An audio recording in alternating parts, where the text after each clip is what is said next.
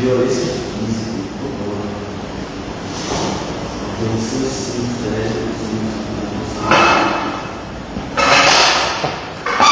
Então a gente vai começar. É a conclusão do conceito de campo econômico do Pierre Bourdieu, agora centrado na questão do tensionamento que ele faz na teoria econômica. Então, nas aulas passadas, nós tínhamos visto mais dando uma ideia de qual é a organização, de como é organizado o pensamento do Bourdieu relacionado com a questão econômica, mas agora a gente vai afunilar essa parte aqui, mais focado na questão econômica propriamente dita, como está no início dos slides e no início das apresentações, tá? O teste está previsto para amanhã, né? Você já viu lá no e-mail, tá? Então, é online, mas você acha que eles falaram que houve um teste também, né? Só que eu perdi esse teste, não sei se vai ser o mesmo ou vai ser diferente. É amanhã, tá? Eu vejo lá e aviso para quem quiser fazer, tá? Quem quiser, obrigado a fazer. Acho que é das 2 às 5, né? Por que é das 2 às 5? Né? Porque como eu não tenho que colocar uma parte referente ao expediente normal do curso, né, que é dia de sábado, então vai das 12 até as 18, tá? Então, nós paramos na aula passada nesse slide, né? Campo e dominação invisível. Nós discutimos a questão da dominação, o que significa a questão de linguagem, etc. E falando especificamente sobre essa questão aqui do ilúzio, né? Dentro da questão do campo, o campo por sua natureza, hierárquico, né? Hierarquia significa que tem as irregularidades, as desigualdades, uns que estão ali, têm um papel só de obedecer, correto? No entanto, o ilúzio aí significa, né, para o campo funcionar, todos devem acreditar que o jogo vale a pena. A crença profunda nas regras não cinismo. Ou seja, você está ali, está obedecendo e tudo, mas você faz aquilo ali feliz porque você vale a pena você se esforçar, você lutar, né? Mesmo quem estando de fora analisando aquilo, sabendo que a pessoa vai passar o resto da vida naquela batalha e tudo, mas quem está fazendo aquilo tem que ter a percepção, tá vendo, de que, nossa, isso vale a pena. Isso faz parte dos meus princípios, das minhas convicções, eu vou batalhar aqui. Dá para entender, né? A ideia, o que ele chama de ilúzio, né? Então vamos lá, muda aí a coisa, tá vendo? Vamos para a questão do econômico propriamente dito. Eu coloquei essa daí, né?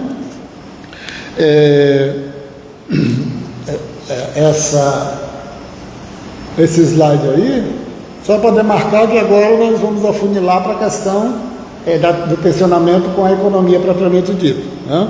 A transição de paradigma, né? Paradigma aí, quando você fala paradigma, faz parte daquele tripé dos grandes autores que trabalham sobre a ideia de teoria de ciência, né? Tem os dois outros, mas como aqui tem o paradigma, né? O grande representante deixa eu chamar de campo, né? Essa questão do paradigma científico é o Thomas Kuhn, tá? Então, por isso que ele está chamando a transição de paradigma.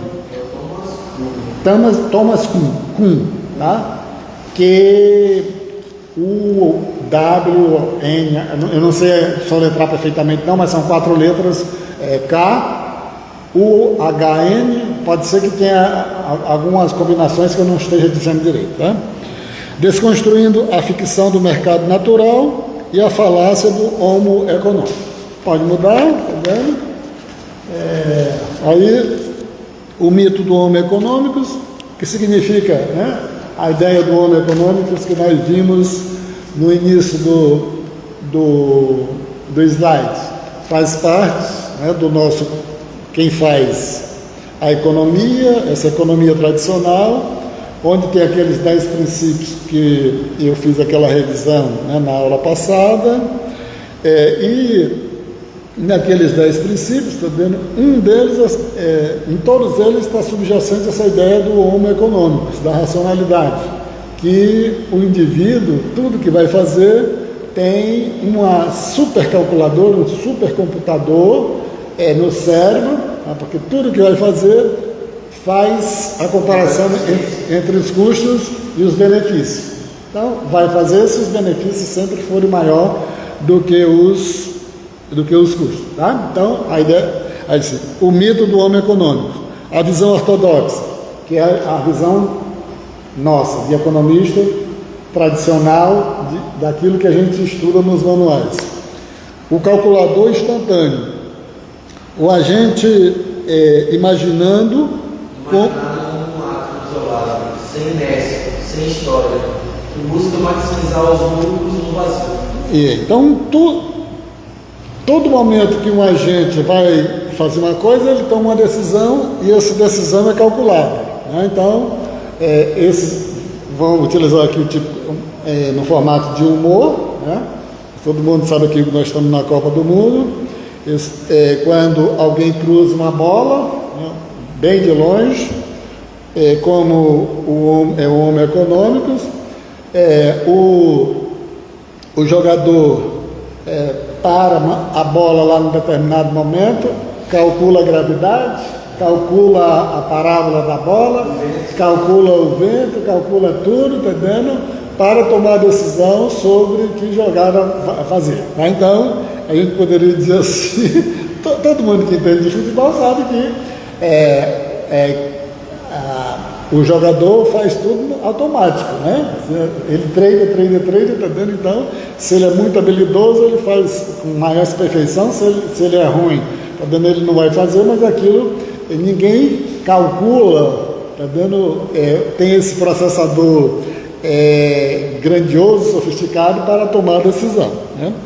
Aí ele vai dizer assim, a falácia escolástica, né? O erro do pesquisador. Os economistas projetam sua própria mente teórica na cabeça de agentes reais agindo sob pressão. O que significa essa falácia escolástica? O que é que o Bourdieu está dizendo aí? Você, quando o pesquisador dentro do seu escritório, dentro da sua sala de pesquisa, com programas sofisticados, com modelos sofisticados, aí quando você vai para o supermercado fazer uma compra, que você chega lá numa prateleira daquela, tá vendo? Aí você olha para o produto, calcula o seu cérebro com aquele computador sofisticado, faz os mesmos, o pesquisador, tá vendo? Acha que você faz os mesmos cálculos, tá vendo? Quando se depara para tomar a decisão, os mesmos cálculos que ele faz num computador. Então, ou quem está lá, tá vendo, numa periferia, tá vendo, sofrendo, etc, tá vendo? Aí chega no final de semana, a pessoa, tá vendo, com toda a dificuldade, eu vou almoçar num restaurante hoje, tá vendo, vai sair, tá vendo, uns R$250. Aí a pessoa vai lá na periferia com dificuldade, ganha um salário mínimo e tudo, então faz esses cálculos complicadíssimos, aí decide, tá vendo, se vai levar a família para um restaurante ou não. Vocês estão compreendendo a ironia que tem nesse caso aí, tá? A ideia da falácia da escolástica. Que... A referência sempre é o pesquisador, né? Hã? A referência sempre é ele mesmo, o pesquisador. Mas ele acha que ele leva aquilo para a cabeça do agente, né? Ele acha também que... Externaliza do agente. ou internaliza na cabeça da gente. No caso, internaliza, tá? Então, dá para entender o que ele chama de a falácia do pesquisador, né? Achar que, tá vendo? Aí, qual é a crítica que se faz aí? Não, tá vendo? Que a pessoa está lá na periferia, não vai fazer esse cálculo, se vai levar a família para pagar R$300, tá vendo, no restaurante, né? Porque isso aí é determinado, tá? Pela cultura, pela história, pelas condições que a pessoa tem, tá vendo? Nem calcular a pessoa, o Bourdieu está dizendo, nem calcular vai, tá vendo? Ele sabe que não tem condições de levar a família para almoçar no final de semana num restaurante para pagar, levar 5, 6, né, filhos para um restaurante, não é isso. Mas o pesquisador, né, nos cálculos dos manuais que nós estudamos, né, ele acha que toda vez que o indivíduo vai tomar essa decisão, ele faz esses cálculos.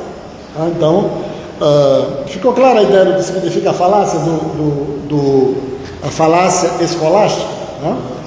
O pesquisador achar que o agente, a pessoa simples, toma a decisão calculando, tem um cérebro igual o seu computador calcula. Né? Igual o seu computador calcula. A razão econômica não é universal.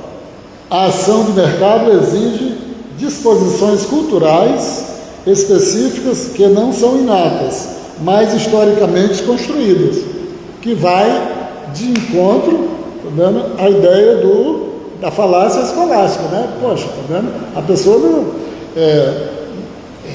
quando vai fazer algo, tá vendo? Ela não tem um computador no cérebro para fazer esses cálculos, para tomar a decisão.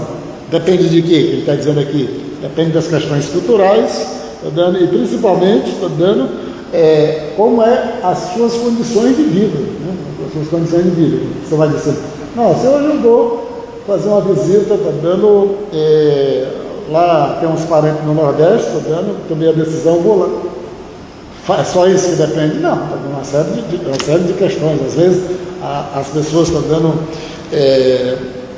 querem, tomam a decisão de ir, mas não vai porque não tem, as condições não estão dadas, né? Então vamos para o outro slide. Oi. Se eu só a gente passar um pouco para falar de frente do Sim. Então, pode descartar a câmera. Então, Você vai ficar. A gente fica mais na frente. é isso. Perfeito. Então, aí ele vai dizer o seguinte, né? Tudo bem, tá vendo? Se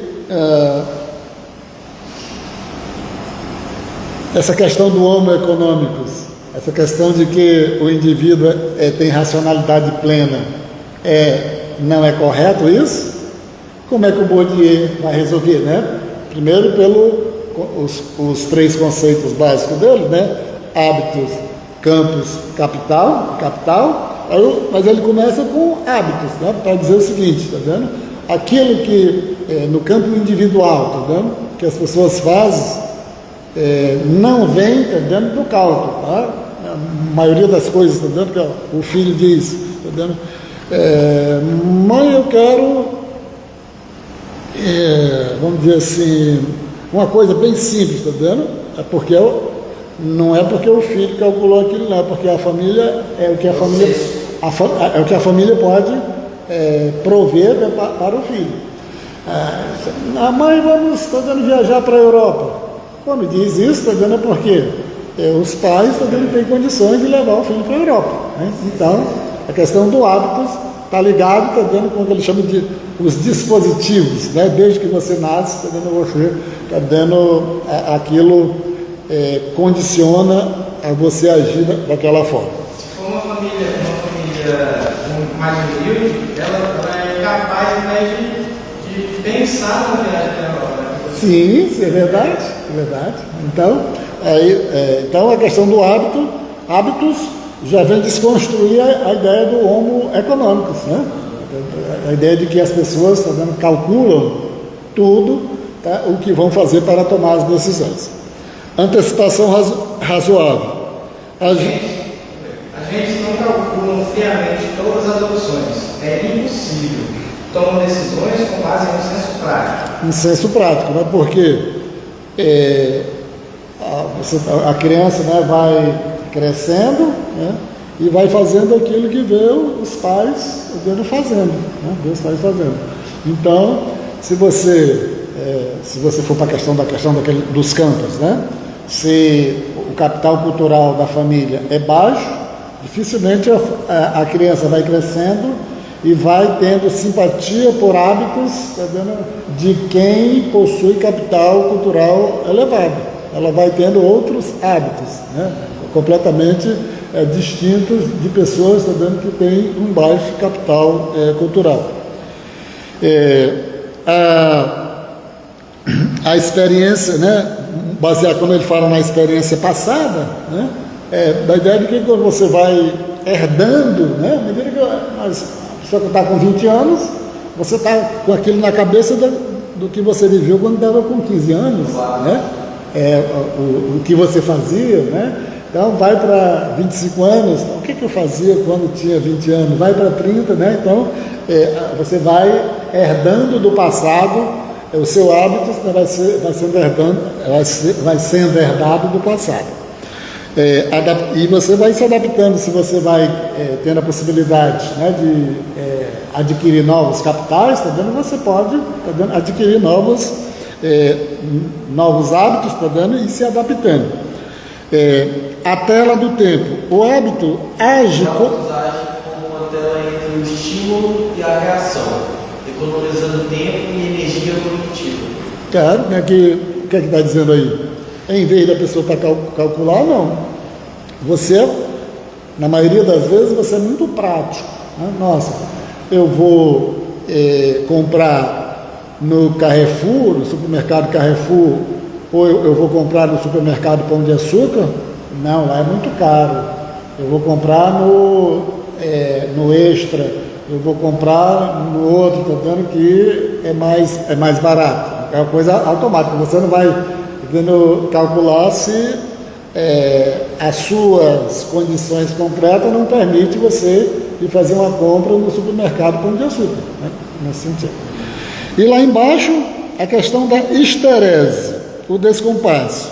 Foi você que disse na aula passada que se seria possível, com essa questão da tecnologia, a pessoa sair de um campo e se deslocar do campo? Foi você que perguntou isso? Tá legal. Então, essa é a explicação precisa para a sua indagação, da aula passada, né? Então, eu vou ler, aí eu vou ilustrar, tá? Quando a disposição entra em choque com o novo cosmo capitalista, revelando que a conduta econômica racional deve ser aprendida. Então, se a pessoa é uma pessoa muito simples, muito módica, tá vendo? E de uma hora para outra, tá, você teve um diferencial de renda brutal, tá? No primeiro momento, tá vendo, você ainda vai ficar, tá vendo, com aqueles hábitos, tá, que ele chama de histerese, tá, que você tinha antes, que você ainda não tem o hábitos do novo campo que você foi inserido com o seu capital. Você vai,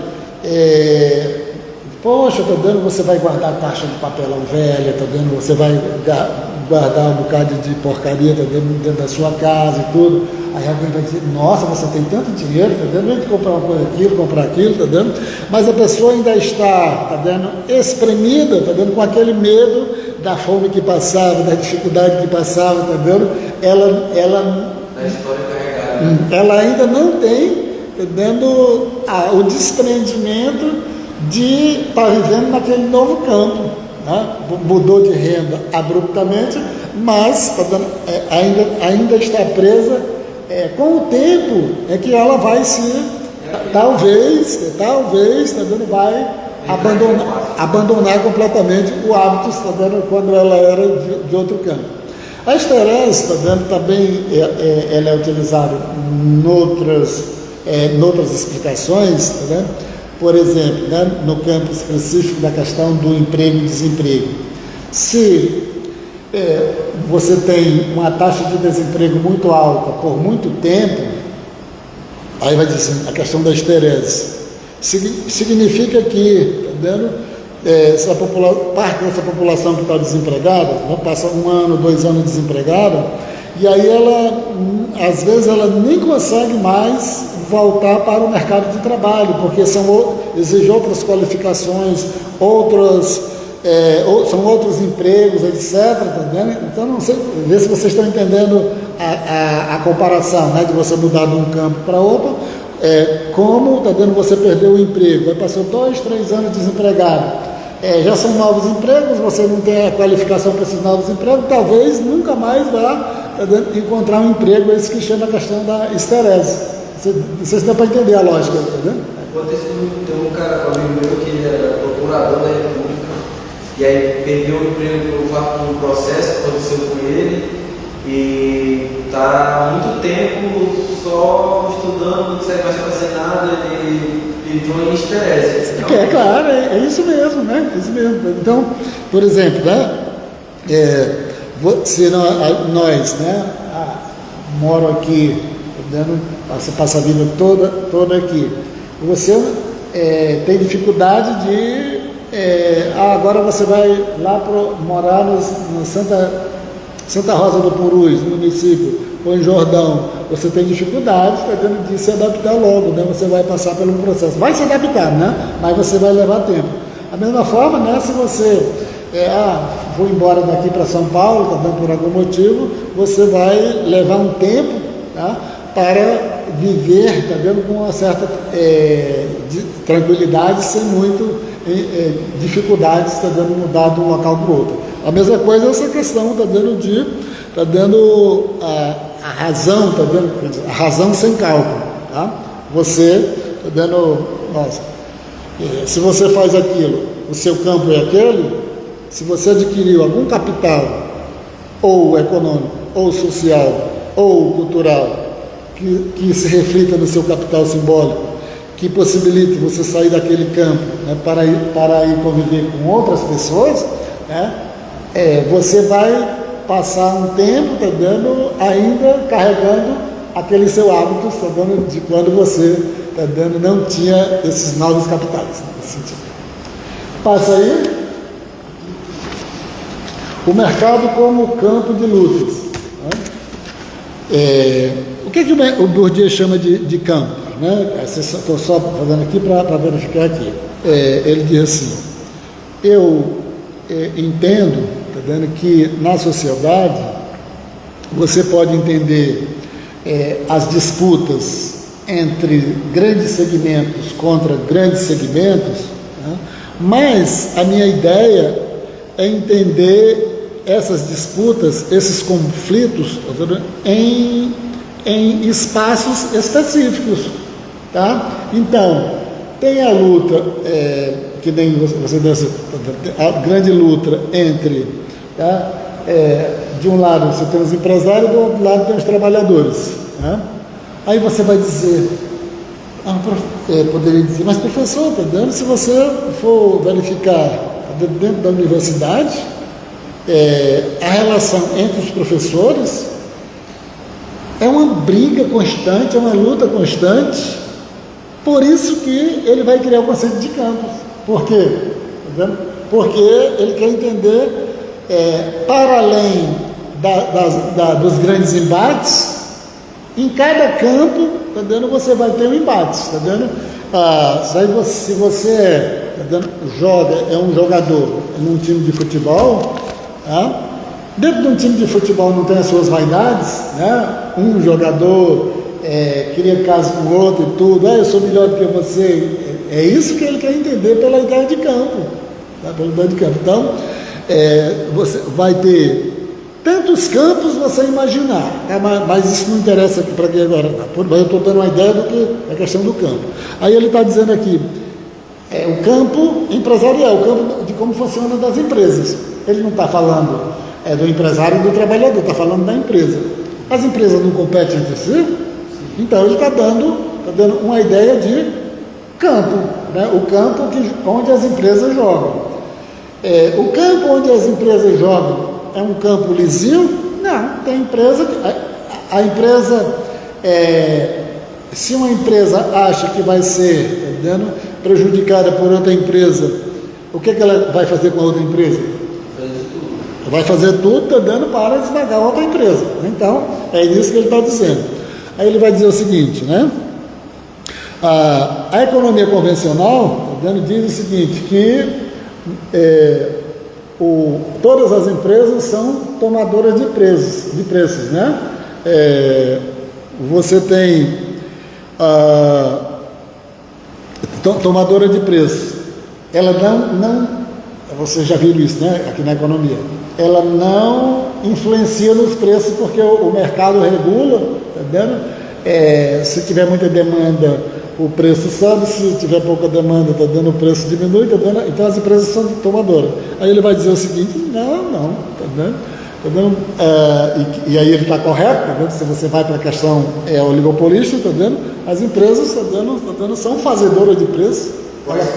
Ela pode, tá vendo, fazer um determinado preço para derrubar outro, né? Então, que é aquele negócio do dumping, né? Uma empresa mais poderosa, temporariamente ela vende pelo um preço menor para derrubar outra, para quebrar outra. Quando ela quebra, você volta para o preço maior, né? A teoria ortodoxa reduz empresas a price takers, tomadoras de preço. Bourdieu restaura seu papel de construtores ativos do espaço econômico, ou seja, ele está dizendo como acontece concretamente, tá? Nos setores mais importantes, as empresas são fazedoras de preços e não tomadoras de preço. O conflito indireto, a concorrência não exige a atenção de destruir o rival. Mudar a estrutura do campo a seu favor gera efeitos devastadores por si só. Então, o que ele está dizendo aqui, tá vendo? Os conflitos, tá vendo? Geralmente eles não são explícitos, tá vendo? As empresas, tá vendo? Elas agem ali com estratégias, tá vendo? Onde ela possa preservar o ambiente econômico, mas mantendo, tá vendo, o seu poder em relação às outras, porque isso é a definição do campo por sua própria natureza, a hierarquia, né? Ou seja, em todos os campos que ele vai dizer, o campo é irregular, né? O campo é irregular. Irregular quer dizer o quê? Que tem uns em melhores condições e outros em menores condições. Oi. A Coca-Cola é um bom exemplo disso, né? Ela consegue meio que manipular o mercado para que ela fique comprando a concorrência, mantém o nome da concorrência e assimila aquele mercado para si, né? Vocês lembram? O Shaw era da Coca-Cola. O Shaw era uma marca criando, né? Sim. Vocês lembram já te deu um exemplo, né? Um outro exemplo interessante que tem no Nordeste, lá no Maranhão, é aquele Guaraná Jesus. Não sei se você já ouviu falar. Aquilo era de certa forma, a Coca-Cola achava, né, que ele poderia ser uma ameaça. Quando ele surgiu, a Coca-Cola foi lá, comprou e no primeiro momento exigiu, tá dando, que ele fosse vendido só nos limites, né, lá nas divisas, né, do Maranhão. Hoje em dia não, às vezes você encontra até aqui no Acre, né? O Rio do Nordeste, né? Mas, pegando o que ele está dizendo, né, que a Coca-Cola é um bom exemplo disso. Tá, você falou do Tuxal e você tem o Guaraná Jesus, tem vários outros, né? Depois os avisados nem sabem que às vezes é da Coca-Cola, né? Sim, claro. Tem uns organogramas que mostram, tá vendo, quantos produtos, tá vendo, quantas marcas está dando no arrojo de uma empresa, tá? Depois vocês olham na internet, tá vendo, se você for verificar a Nestlé na questão da alimentação, ela tem mais de 20 marcas, tá vendo? Então várias setas, tá vendo? Depois vocês dêem uma olhada nisso, que é uma coisa fantástica. Igual esse que está aí no quadro, né? Sim. Perfeito. Pode passar? Pode. A empresa como um subcampo. Aí vou só fazer um parênteses aí, tá? Que é o seguinte, o Bourdieu, ele não trata da expressão subcampo. Mas por que eu coloquei a empresa como subcampo? Né? Porque, tá, você tem um campo econômico e a empresa está dando seria um subcampo, correto? Mas, que entender porque eu coloquei a palavra subcampo aí, mas ele não utiliza a palavra subcampo, ele utiliza a ideia, tá dentro de que você tenha infinitos campos, ok? Você pode, pela sua percepção, pelo seu entendimento, tá dentro, pelo seu raciocínio, você descobrir, tá, uma infinidade de campos. Tá? Você diz, na igreja é um campo, na escola é outro campo, no meu bairro eu conheço, está dando uma interação de gente ali, é um campo, tá? Ele trabalha com infinidade de campos, mas está dando, nada impede de você dizer, está dando, nossa, está dando, se a cidade de Rio Branco eu considerasse um campo,